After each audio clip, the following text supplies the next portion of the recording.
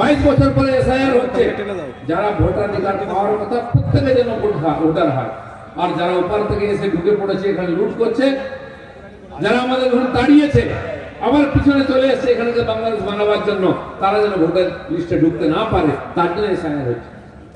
মারা গেছে 30 বছর আগে, তার নাম এখনো আছে। টিএমসি যদি নেতা হয় না, সে তার বাপ বলে কোনোদিন মরবে না। 100 বছর হলো, 20 বছর ধরে তার নাম রয়েছে, প্রত্যেকবার সে ভোট দিয়েছে। তাই এসআইআরই আমরা বুঝেছি।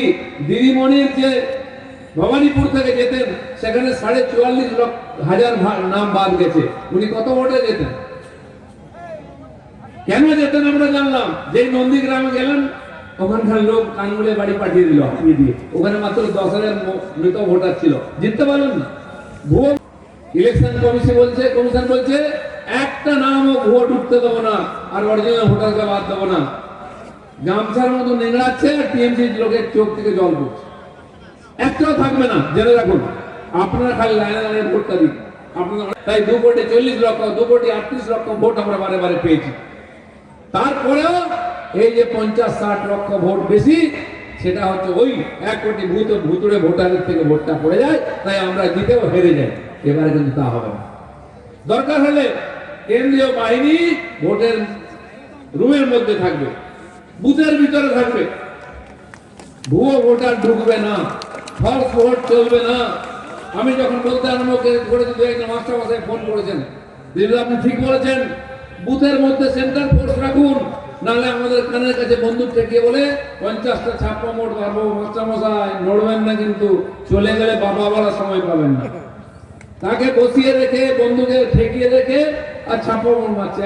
50 থেকে 100টা বহু ভোট এক একটা বুথে পড়ে। ভাবুন, 250টা যদি বুথ হয় একটা বিধানসভায়, কত ভোট পড়লো? ওটাই তো লিড আছে।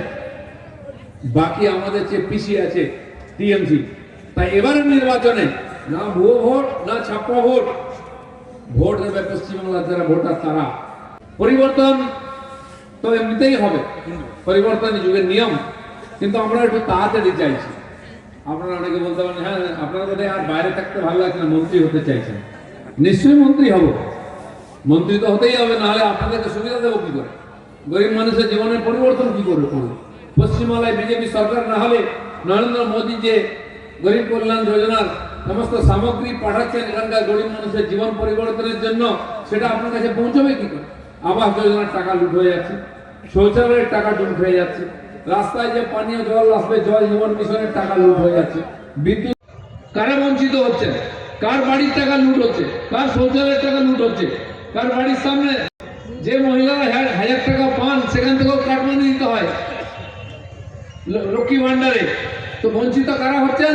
আমাদের এই গ্রাম Bangla SC, ST, OBC, minority, গরিব মুসলমান, যারা প্রত্যেককে বঞ্চিত হচ্ছে।